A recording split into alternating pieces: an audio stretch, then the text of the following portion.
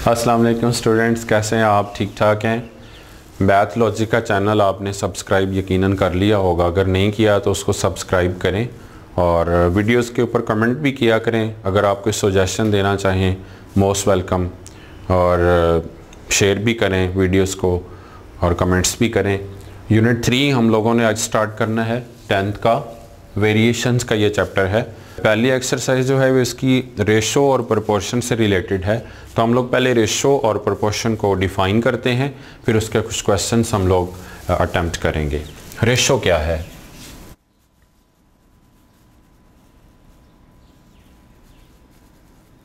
The comparison, relationship भी कह सकते हैं, कंपैरिजन भी कह सकते हैं। कंपैरिजन ऑफ two quantities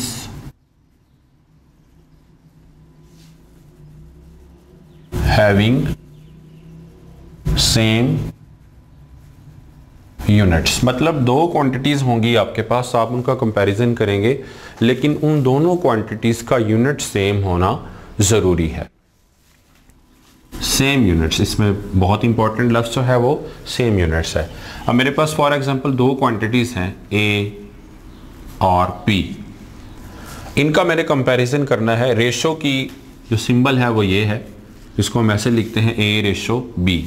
अब A और B जो दो क्वांटिटीज़ हैं, इन दोनों क्वांटिटीज़ का यूनिट सेम होना ज़रूरी है, अदरवाइज इनका कंपैरिजन पॉसिबल नहीं है। फॉर एग्जांपल A जो क्वांटिटी है हमारे पास, उसका यूनिट है किलोग्राम्स। अब B क्वांटिटी का भी यूनिट किलोग्राम्स में होगा तो ये कंपेरेबल होंगी, अदरवाइज नहीं होगी। इसका यूनिट अगर किलोमीटर्स है तो इसका यूनिट भी किलोमीटर्स ही होना चाहिए। फॉर एग्जांपल A का यूनिट किलोमीटर्स है, B का मीटर्स है, तो हम पहले दोनों का यूनिट सेम बनाएंगे, उसके बाद हमारी कैलकुलेशन होगी।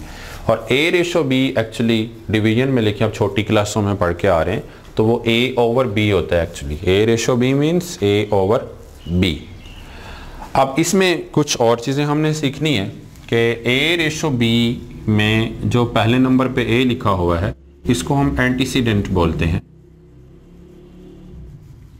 और B इसमें कॉन्सिक्वेंट है। मतलब जो बाद में आएगा वो कॉन्सिक्वेंट होगा, जो पहले आएगा वो एंटीसीडेंट होगा। एक और इम्पॉर्टेंट चीज़ इसमें यह है कि A रेशो B, इसमें जो है order is important. Order is important का मतलब है कि इसका जो ऑर्डर है वो आप चेंज नहीं कर सकते। A रेशो B को आप B रेशो A नहीं लिख सकते। A ratio B is not equal to B ratio A। For example हमारे पास दो नंबर्स हैं 2, 3, इनकी रेशो बन जाएगी 2 रेशो 3।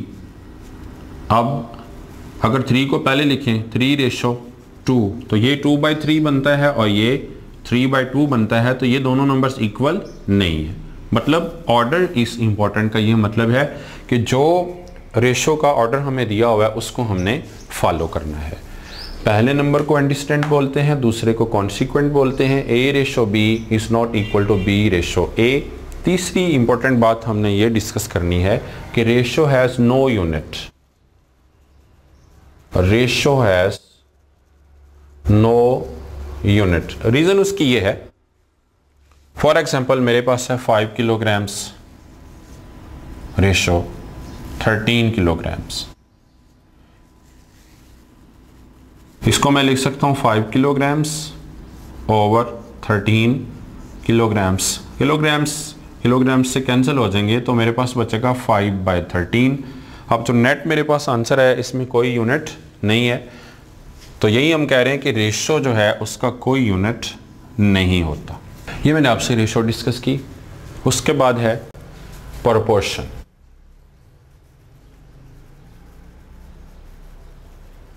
प्रोपोर्शन क्या है?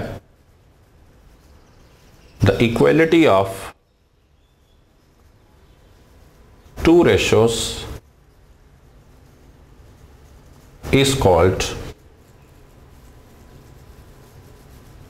प्रोपोर्शन। फॉर एग्जाम्पल एक रेशो है मेरे पास A रेशो B और दूसरी रेशो है C रेशो D। अब इसमें आप इक्वल डाल देंगे तो ये प्रोपोर्शन बन जाएगी। और प्रोपोर्शन का सिंबल दूसरे तरीके से इसको ऐसे भी लिखते हैं A/B proportion C/D। Equality of two ratios, मतलब ये सिंबल है प्रोपोर्शन का, उसको दूसरे तरीके से आप ऐसे भी लिख सकते हैं। इसमें A/B प्रोपोर्शन C/D, इसमें ये A और D जो हैं these are called extremes, और B और C these are called means। मतलब जो दो नंबर दरमियान में आते हैं वो मीन्स हैं, और जो एंड पर आ रहे हैं एक्सट्रीम लेफ्ट और एक्सट्रीम राइट पर वो एक्सट्रीम्स हैं। और यहां पर होता है प्रोडक्ट ऑफ एक्सट्रीम्स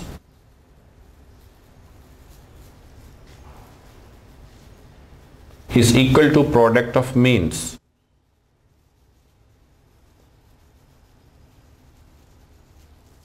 इसी को अगर आप देखें, प्रोडक्ट ऑफ एक्सट्रीम्स का मतलब होगा AD is equal to product of means. Means इसमें BC हैं तो AD is equal to BC, या इसको हम लोग ऐसे भी लिख लेते हैं A/B is equal to C/D। जब हम इसको क्रॉस मल्टीप्लाई करेंगे तो ये वही आ जाएगा AD is equal to BC, जो यहाँ मैंने लिखा है। मतलब product of extremes is equal to product of means. अब हम रेशियो और प्रोपोर्शन के कुछ क्वेश्चंस ट्राई करते हैं। एक्सरसाइज 3.1।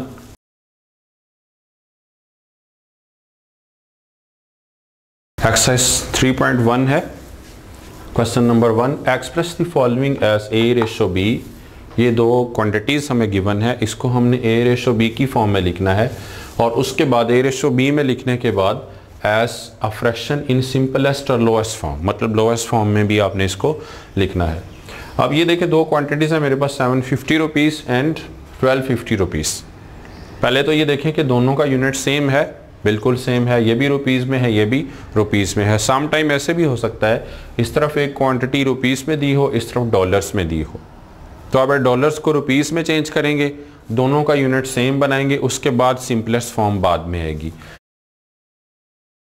पहले इसको मैं रेशो में लिखूंगा 750 रेशो 1250। यूनिट सेम है, अब यूनिट लिखने की ज़रूरत नहीं है। अगर सेम नहीं होगा तो उसको हम सेम बनाएंगे और फिर इस तरह से लिखेंगे 750, ये ऐसे लिखा जा सकता है ओवर 1250, फ्रैक्शन की शक्ल में लिख दिया। Express the following as A/B में लिखा, एंड एज अ फ्रैक्शन, अब फ्रैक्शन में लिखा, इन सिंपलेस्ट या लोएस्ट फॉर्म, मतलब अब हमने इसको लोएस्ट फॉर्म में चेंज करना है। इस तरह से ये 0 से 0 कैंसिल हो सकता है, 75 ओवर 125। अब ये दोनों नंबर, ये भी 5 से डिवाइड हो रहा है, ये भी 5 से डिवाइड हो रहा है। 75 डिवाइडेड बाई 5, 125 डिवाइडेड बाई 5। यहाँ हमारे पास 15 आ जाएगा और ये हमारे पास 25 आ जाएगा। अभी ये दोनों नंबर्स लोएस्ट फॉर्म में नहीं है, ये भी 5 से डिवाइड हो रहा है, ये भी 5 से डिवाइड हो रहा है। तो अब इन दोनों नंबर्स को हम लोग फिर 5 से डिवाइड कर देते हैं। 25 डिवाइडेड बाय 5, ये कैंसिल आउट हो जाएगा, 3 आ जाएगा, ये कैंसिल आउट होके 5 आ जाएगा। तो हमारे पास जो लोएस्ट फॉर्म बचेगी वो 3/5 बचेगी। लोएस्ट फॉर्म या सिंपलेस्ट फॉर्म का ये मतलब है कि आपके पास डिनोमिनेटर और नोमिनेटर दोनों फर्दर किसी नंबर पर डिवाइड ना हो रहे हों। अब देखिए 3 फर्दर किसी नंबर पर डिवाइड नहीं हो रहा और 5 भी किसी नंबर पे डिवाइड नहीं हो रहा। यहाँ पर 15 और 25 दोनों 5 पर डिवाइड हो रहे थे, तो इसका मतलब है यहाँ से ये जो फॉर्म बनी थी वो लोएस्ट फॉर्म नहीं थी। लोएस्ट फॉर्म बनाने के लिए हमने फिर दोनों नंबर्स को 5 से डिवाइड किया।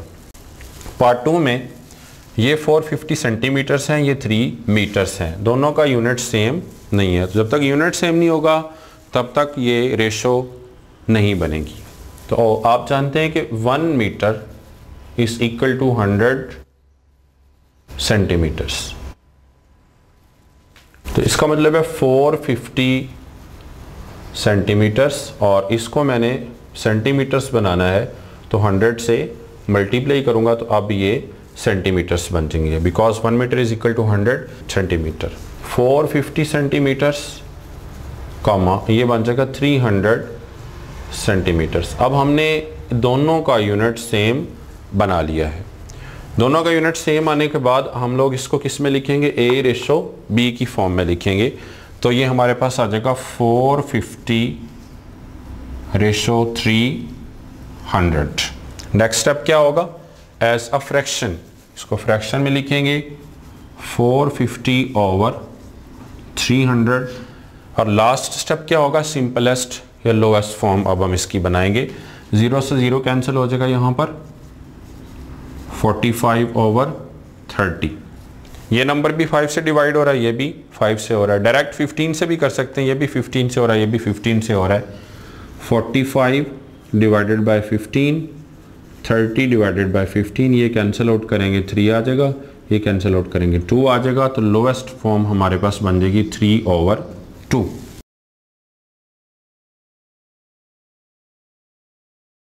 स्टूडेंट्स, हमारा क्वेश्चन नंबर 2 पार्ट 1 है, exercise 3.1। In a class of 60 students, 25 students are girls and remaining students are boys. 25 इसमें गर्ल्स हैं और रिमेनिंग जो है वो बॉयज हैं। Compute the ratio of boys to total students and boys to girls. पहले हम लोग देखते हैं क्लास में टोटल स्टूडेंट्स हैं कितने, 60 हैं। हम लोग लिखेंगे total number of students 60। 25 students are girls, number of girls 25। Remaining, अब देखिए 60 में से 25 गर्ल्स हैं, 60 में से हम 25 माइनस कर देते हैं तो हमारे पास 35 रहेगा, और वो 35 जो हैं वो क्या होंगे, बॉयज होंगे। नंबर ऑफ बॉयज, इसको आप ऐसे भी लिख सकते हैं 60 माइनस 25, तो वो 35 होंगे। अभी तक तो हमने यहाँ तक ये डिसाइड किया है कि एक क्लास है, उसमें टोटल स्टूडेंट्स 60 हैं, गर्ल्स 25 हैं और बॉयज 35 हैं। अब आते हैं हमारे पहले पार्ट की तरफ। पहला पार्ट, इसमें हमने रेशो फाइंड करनी है बॉयज टू टोटल स्टूडेंट्स। मतलब हम लिखेंगे बॉयज रेशो टोटल स्टूडेंट्स। पहले लेक्चर में मैं आपको बता चुका हूं, इसमें ऑर्डर इंपॉर्टेंट है। A ratio B is not equal to B ratio A। मतलब आप इस तरह नहीं कर सकते कि आप टोटल स्टूडेंट्स को यहाँ लिखें और बॉयज को यहाँ लिखें, ऐसे नहीं हो सकता। जैसे गिवन है बॉयज टू टोटल स्टूडेंट्स। अब स्टूडेंट्स बॉयज हमारे पास कितने हैं, 35, यहाँ 35 आ जाएगा, और टोटल स्टूडेंट्स है 60, यहाँ 60 आ जाएगा। ये नंबर भी 5 से डिवाइड कर दें लोएस्ट फॉर्म में बनाने के लिए, इसको भी 5 से डिवाइड कर देते हैं। 7 रेशो 12, तो ये रेशो बन जाएगी। कंप्यूट द रेशो, उसने रेशो पूछी थी, तो बॉयज और टोटल स्टूडेंट्स की जो रेशो है वह 7 रेशो 12 है। ये लोएस्ट फॉर्म में आ गया। इसी का पार्ट 2 है। पार्ट 2 में क्या करना है, बॉयज टू गर्ल्स। अब बॉयज रेशो गर्ल्स, हम लोग देखें बॉयज कितने हैं, 35 हैं, यहाँ 35 आ जाएगा। रेशो गर्ल्स कितनी है, 25 है। दोनों नंबर्स 5 से डिवाइड हो रहे हैं,